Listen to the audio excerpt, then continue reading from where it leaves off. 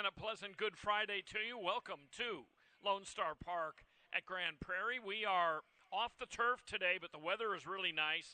Of course, we were hit with some devastating storms this past week. We hope everybody is okay, both locally and elsewhere that might be looking in. I'm Jim Byers. This is Rodney Nelson.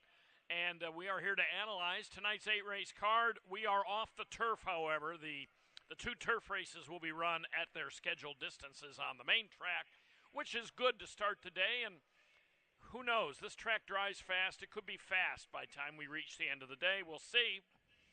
But, Rodney, we got a weekend coming up, the weekend before the Belmont Stakes. Belmont should have a really good field next week on June 8th to be contested at Saratoga this year. It's an upside-down Belmont. It's not going to be a mile and a half, and it's not going to be at Belmont Park, but it might feature some really nice horses. You can watch and wager on that here. But this weekend, we're giving away some T-shirts tomorrow. Yeah. Gates open at noon, so get here early. And it's Lone Star Showcase Day, yeah. So five stakes races. Yeah. Texas Breds tomorrow. It's going to be a great day to show off some of the horses here in the Lone Star State. And plus, like you said, it's free T-shirt day. Yeah. So the first 1,500 fans through the gates are going to grab a Lone Star Park T-shirt for free. And we got a great band out in the courtyard tomorrow afternoon too. A Hard Nights Day, a Beatles tribute band, one of my favorite ones to see out here that we have throughout the season. So a great day to come out here tomorrow. But if you're not going to be out here tomorrow, let's talk about tonight. That's where we're at, right? 8 races tonight. Yeah, let's get on to the activities. Everybody's dropping in race 1. It's a maiden $20,000 claimer, 5.5 furlongs. There's a couple of first-time starters. Most of these that have run are dropping out of maiden specials. That's always, a key handicapping factor. But a night in which I wound up being rather chalky with a lot of my top picks. I'm starting chalky here with Master of Disguise. Asmussen originally had 2 in here, but one of them, Tap Dance Tango, the 5 is out. I'm just not sure either of these Asmussen colts can really run at all, and we'll see about that. But Master of Disguise, he just seems to tower over them, even though he is over 10. Yeah, and, originally I was taking number 5, Tap Dance Tango. I thought this horse might have had a shot here, but I ended up on Master of Disguise with that scratch. This is your current wagering favorite. Probably going to go off the favorite. Looks like the one that's going to be the best in this race, but my knock on this horse, 0 for 10. I don't like horses that can't win or break that maiden within 10 tries. Loves to run second, though. Loves to run second. That's why I had the horse pick second. If you take a look, last time out was in one of those maiden special weights, ran 4th in that one, but when this horse was in the claiming game, that's where you saw a bunch of those consecutive seconds, right? So the horse was running well when he was in for a tag, whether it was $20,000, $30,000. So I think being back in for the tag today is the spot that Master of Disguise wants to be. We saw this horse out here on opening night, and that 4th place finish was beaten by 12 lengths in that one. Pretty much the top 3 ran away from it, and Master of Disguise was the best of the rest. But we'll see if this horse can't get it done today and finally break that maiden in career start number 11. Yeah, Diodoro claimed this horse last November at Churchill for $20,000. Since then, he's gotten a 4th and 3 seconds out of him. The seconds came in Hot Springs in Maiden Claiming Company, the better maiden claimers. So, he's made his money back on this claim. He's made $23,700 this year. So they've gotten their money back. They're dropping him back in for 20. The shorter distance helps. He hasn't been staying very well at 6 or 7 furlongs, but he's only got to go 5.5 in this one. I think he's the best. He's clearly the best on paper. It's just a matter of executing it. Dark Rum, the Asmussen that remains in here, boy, he's been beaten a long way in both of his starts. Maybe the return to a sprint will help. We'll see. Second race, Texas Bred, maiden $7,500 claimers. So this is the bottom tier of maiden claimers here. 5 furlongs and no scratches at this time in this one. Yeah, so I got one that's taking a sharp drop here, number 4, Too Intimidating, coming out of those maiden special weight races in here today for the $7,500 tag. So quite a bit of a drop there. Last time out, this horse was beaten by 21 3/4 lengths, so was well beaten in that one, but, he was behind the whole race. I'm guessing that, after he got behind so far, he said, you know what, let's save this horse. Exactly. Let's send him out next time and see if this horse can can't do better. Because, I mean, if you look at some of the maiden special weights before that, especially down at Sam Houston, I mean, this horse was up there hitting the board. It's hit the board in 3 of 5 so far this calendar year. And if you look at that race, 3 starts back at 5.5. I mean, the horse was leading it most of the way around, caught at the end. Same thing with the race before that. I'm thinking cutting that half a furlong off is only going to benefit to Intimidating. Maybe you can hold on for the win in this one. So give me the 4. I got the 7, Xander S, as my second choice. Thought this was a fairly interesting horse, dropping out of those maiden special weight races as well. We'll see if this horse can't get up there and run big tonight. But give me the 4 on top here in race number 2. He's an interesting case, the 4, because he was not a very good 2-year-old. He was in Texas-bred maiden special weights as a 2-year-old, ran second, but despite being bet pretty heavily, just had no results, but he's gotten better, it seems, as a 3-year-old. Maybe some maturity, who knows? Maybe at some point they gelded him before, this year. I don't know when they actually gelded him, but, he had several months off, and he's gotten much better. His last race, he was way back in what was a pretty productive race for this level. Certainly this level will help him. I went ahead and took him second. I'm going with the 6, Shaking the Monarchy, who did the big drop last time. Too Intimidating makes the big drop to the bottom today. Shaking the Monarchy did it last time, went off at 3-1. Ran into a pretty hot horse for this level in Rusty Gadget. Rusty Gadget outran him, but Shaking the Monarchy was 3 clear of up, down, 2 under par. Who's in this race as well. That's always a good sign. Some of this horse's sprints seem good enough. His 1-2-turn race was kind of a fiasco for him. He ran 6th, well beaten. But nobody should be too short a price in here. I mean, I don't like picking, short prices in these types of races.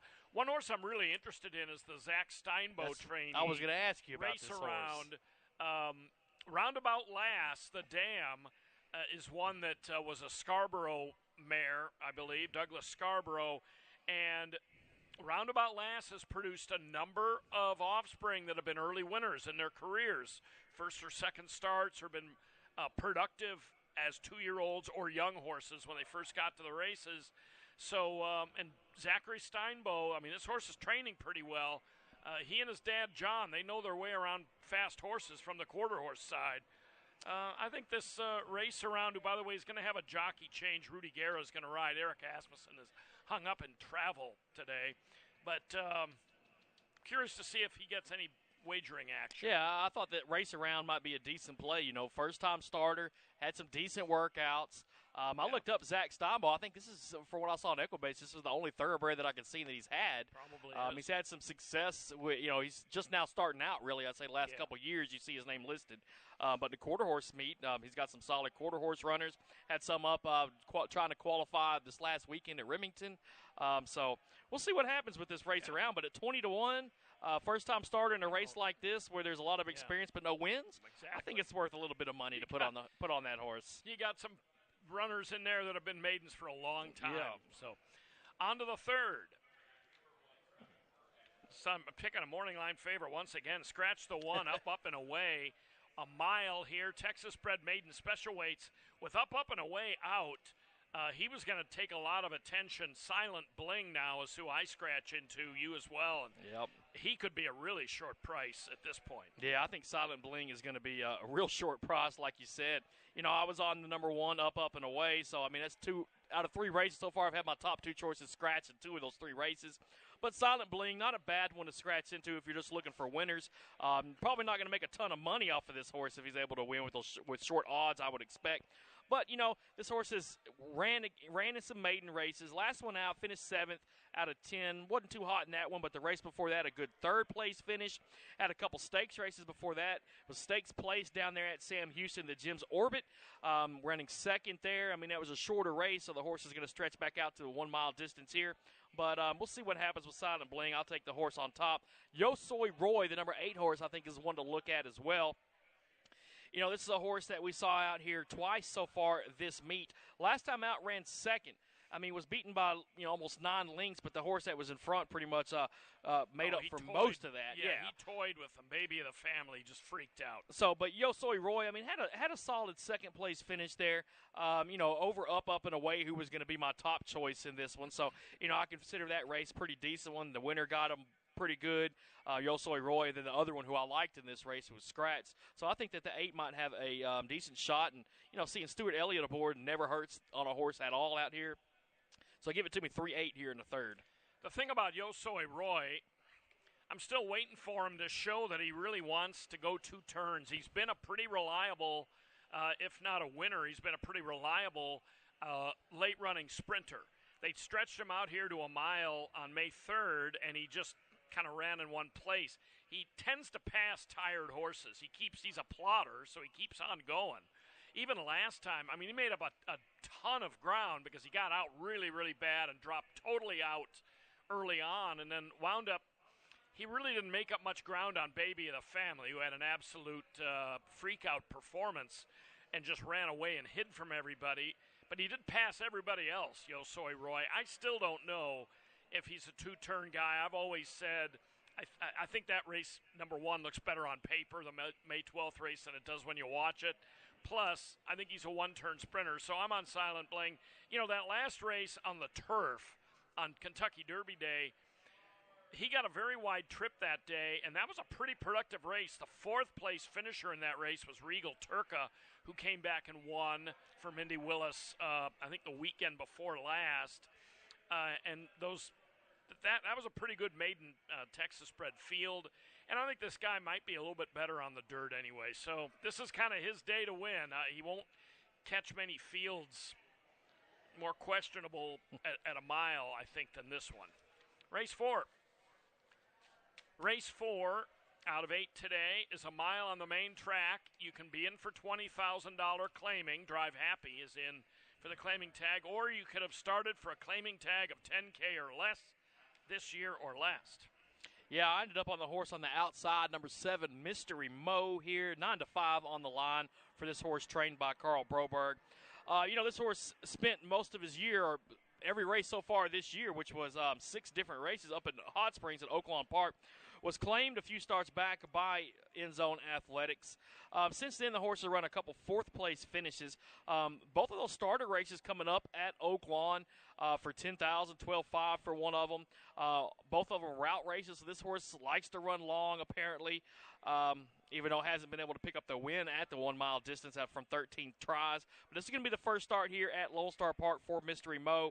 I think those last 2 starter races at Oaklawn where the horse didn't get embarrassed. Had some decent finishes. Last time was 4 out of 13. I think coming in here to Texas might find a little bit softer field. I would not be surprised to see Mystery Mo get the job done here in race number 4. My second choice is going to be one that's a little bit of a long shot. That's going to be number 5, R Doc. This is another one that's coming from a bunch of starter races up at Oaklawn Park. So we'll see how that translates here. We got Renee Diaz riding the horse, one of the few horses that Danielle Durham has sent out so far this year at Lone Star. We'll see if this 15-1 horse can't get up there and at least finish in the mix. But I think this is Mystery Mo's race right here in race 4. A lot of these in this field seem to run kind of the same style, lurking 4 to 6 lengths off the pace, kind of mid-pack, and then try to rally. Therefore, I'm going with the 3 Gold Money, 6-1 shot on the morning line. Has mainly been a turfer, is 0 for 2 on dry dirt, 1 for 4 on wet dirt. Last time out, didn't run a whole lot, but that was a $20,000 open claiming race. A tougher spot than this. Showed speed and backed out. Time before that, though, on a sloppy track here, was a nose winner over Prince Rama, who had rolled off about 4 straight wins. And that was that close, desperate finish where it didn't even look like Gold Money. His hind end wasn't even up even with Prince Rama, but he got the nod. Got a nice stretch, right? Great stretch. He was a long exactly. horse. But his dirt races, some of them seem to be okay, and I'm just gambling that maybe he can get a lead and not look back. So I'm going to try Gold Money in that race. Mystery Mo, certainly, his romping win at Oaklawn back in late March destroys this field if he runs back to that. He does have a tendency to run second, but this might be a field he can't help but beat. But I'm still thinking maybe Gold Money can get a little brave up front. We'll see. 5th race off the turf. It's 5/8 of a mile on the main track. Optional claimer here. You can be in for $35K, which Jackman's Ride is. Or you could be a non-winner of 2 races other than, or a non-winner of 4. 2 scratches here. Number 3, Bruce Lee, and number 9, Team Leader. And I'm sorry, there's 5 scratches out of here. 3, Bruce Lee. The 4, Saturday's Gold. The 5, Emperador. The 6, Reposado, and the 9, Team Leader. So 3, 4, 5, 6, 9. Win an exacta wagering on this. Yeah, so leaves us with a field of 4. I think it's easy to find one now in this small field. Number 2, Jackman's Ride, top choice here. I mean, this horse likes to get out there in the front and just run, right?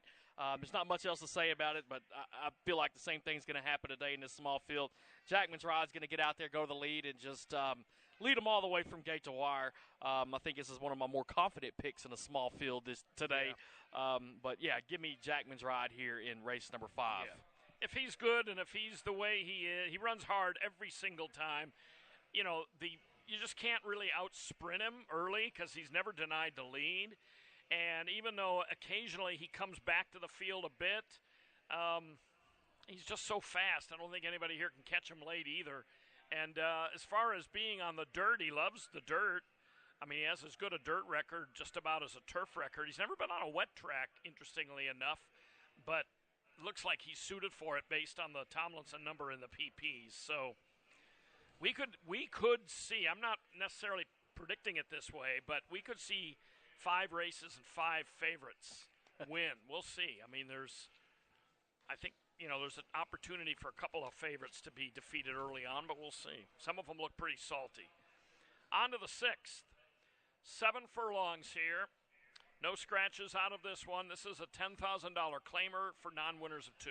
Yeah, I'm on County Judge, number 8. I think we both agree with this one.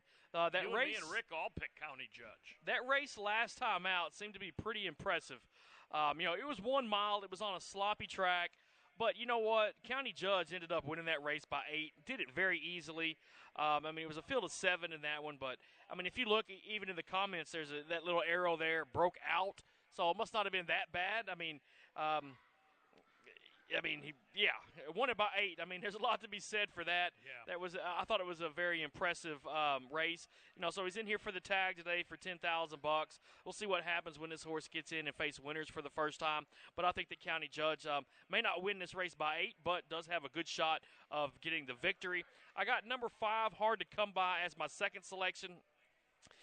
Carl Broberg, Harry Hernandez, this meet. Harry picked up his career 1,000th win earlier this meet out here.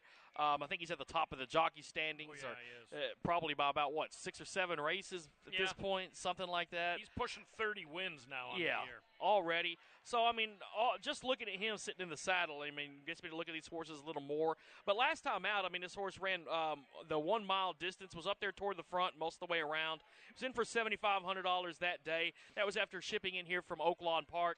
I like horses that ship in from Hot Springs, come out here, have a good race. Let's put another good one together out here on our track. I think Hard to Come By gets up in the money today. I got it 8-5 in race number 6. Yeah, he makes a little turn back, Hard to Come By does, from mile races. He's never been 7/8 of a mile. He's another one that he doesn't win much, but at this level, he should hit really hard. He made a big drop last time from 20,000 non-2 at Hot Springs down to the 7,500 level here, and he was the 3-2 wagering favorite, and yet he wasn't claimed, which I thought was interesting. A lot of times when horses drop to that 7,500 level, especially if they have any kind of form behind them, they get claimed. I don't know if it has anything to do with the fact that he was avoided claim a year ago at Hot Springs and then stayed with his connections at that time, Donnie Von Hemel.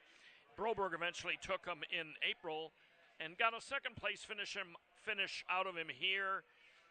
I just think County Judge looks like County Judge beat Maidens last time, so you got to be careful of that. Yep. But he just looks so good doing it. Maybe he's a little bit, sharper, even though their numbers are about the same. So I'm going to take a shot. And, County Judge, that last race was the first out for Ronnie Cravens for the horse. He's had a pretty good meet so far. No doubt about it. He's had some winners left and right out here. I think County Judge, this horse might be one to watch. But that's why we run the race. If we knew who was going to win every time, this wouldn't be any fun. Exactly. Benzadini comes in off a good maiden victory as well. Let's go to race 7. Texas bred fillies here. These are $10,000 non-winners of 2 claimers. No scratches at this time, and they're going 3/4 of a mile. Yeah, and I'm going with a long shot here. Looks right. like you got the horse picked second. Copper Can. That's going to be my top selection here in race number 7. 15-1 morning line on this horse, trained by Steve Asmussen. You know, last time out, this horse finished 10th, beaten by 25 lengths. Let's draw a line through that race. Just totally forget about it. Race before that was on the turf at 1 mile. You know, horse ran 4th in that one, but the ones before that on the main track, we see an allowance race where the horse ran a good 3rd. $15,000 claiming race at Sam Houston. Horse ran 3rd in that one. You know, picked up his one and only win out here at Lone Star Park last year. I think Copper Can in this field right here at 15-1 on that morning line. This might be a juicy play to have here tonight. Probably one of my my more favorite plays on the card tonight would be Copper Can right here. Give me that horse on top. I got Crescent's Little Charm, the number 1, as my second selection here. You know, this is a horse that was a winner last time out. Broke that maiden right here on this track. Did it at 5.5. Going to have to go a little bit further today. But this horse came from behind last time. Got them all when it got close to the wire. Give me Crescent's Little Charm second. And then I got the number 2, Cranky Sheila, as my third choice. A 3rd last time out. A 3rd 2 starts back. This horse has hit the board 3 out of 5 times so far this year. Two big money horses I've got picked in my top 3. Copper Can 15-1, Cranky Sheila 12-1, with Crescent's Little Charm at 7-2, sandwiched in between. This could be a very good payday for old Railbird Rodney right here on race number 7 tonight. Yeah, you know, I'm not a big fan of the morning line favorite. I'm a going to win. I mean, nothing personal. I just don't think she really did a whole lot last time, even though she was second best in a field of 7, and was second best the time before, well beaten by Okie Bling. I don't know. I just figured I'd look around for a price. I didn't go very far. I mean, I'm getting 3-1 on the morning line with Tappett's Got a Pistol. That's who I am picking in this spot. Her win last time against maidens. I got a couple of last out maiden winners in their first try against winners tonight. We'll see how that goes. But she was a really strong, romping winner, and it was against all comers. This is a Texas-bred race. I think she's realistically spotted here for Brent Davidson. She's had a breeze since that May 4th work. That was a really nice, or since she's had a breeze since that May 4th race. That was a really nice race. I'm going to give her a shot. Copper Can is intriguing because she is turning back. I think she may ultimately be a better sprinter than router. We'll see about that. As far as Crescent's Little Charm, she's a weird example. If you look back to her races last year, she was hard to beat to the lead. She was very speedy last year on both turf and dirt. Then they put her on Lasix in 2024 when she turned 3, and now she's a come from behind her. I doubt the Lasix really has anything to do with that. She's been with the same barn, but they tried a tactical change. You know, her lone win did come last time out off the pace, but she got a great trip. There were dueling leaders that were just match racing it, and she passed both of them and won. So we'll see if she can repeat that. I don't know if I've ever recall a horse who changed complete racing styles when they went on a Lasix. Usually they just hold on a little better, run a little better, a little farther. 8th race, 1.1 miles on the main track now, no turf here. Texas bred first level allowance for fillies. Scratch the 1, Holiday Presence, and scratch the 7. Take my picture. High Tone Woman gets in. In fact, hey, we both have her on top. That's right. Yeah, why not take the main track only horse, right? A winner 2 starts back, broke that maiden then. The 2 starts before that, I mean, this horse was running the stakes races down at Sam Houston. Finished second in the Texas Stallion Stakes down there in January. So not a bad way to start off the year for this horse trained by Jade Gellner. That last time out right here at Lone Star Park was a good second. That was in a pretty decent-sized race. Give me High Tone Women coming from the outside, see if this horse can't get the job done tonight. Number 3, Blue Heavenly. That's going to be my second selection here. Second last time out, a third before that. You know, this horse has done pretty good so far in 2024, hitting the board in over half of her starts.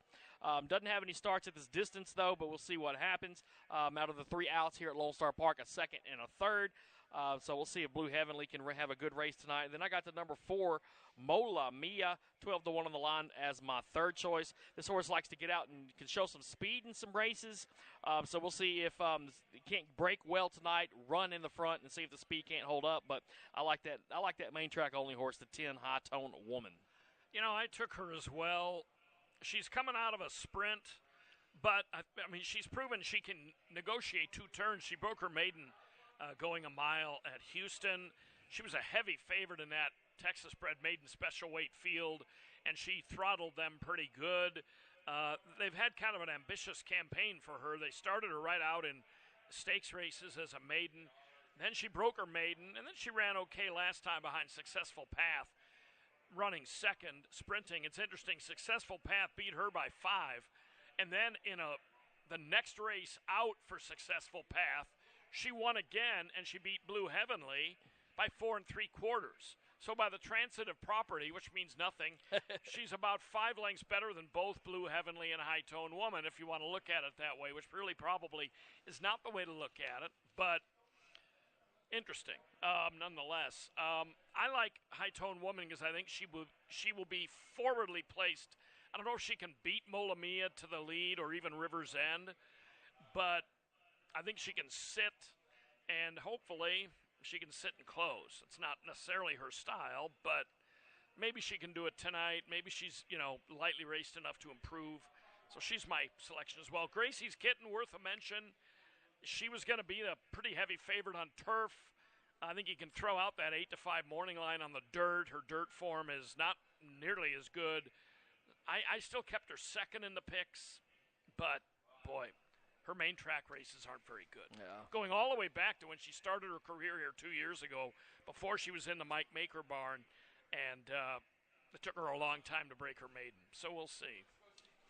Rick stuck with her in his picks in the program. I think it was his lock of the day, right? Is that what I saw? Now, I would say – that was when he handicapped for the turf, right? But he sent in new picks for being off turf. I don't know if she's still his Lee's lock now that they're off turf, but he did stick with her as his top pick.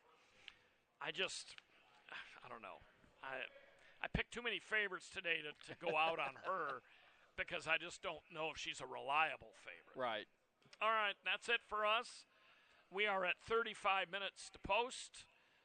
Our tote board's out of commission because of the weather, so please refer to your monitors and the infield electronic screen for odds and minutes to post and that sort of thing.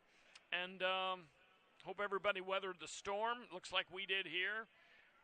I'm sure the maintenance folks have been busy, though. They've been super busy. You can look up. We got some nice blue tarps on the roof up there. Oh, but, yeah, so a little bit of storms that did come through here. But, hey, it's nice and sunny today. Yeah, it is. What a way to start off a week of racing. Hopefully we'll have a good weekend as well. Thanks a lot for looking in, and good luck tonight.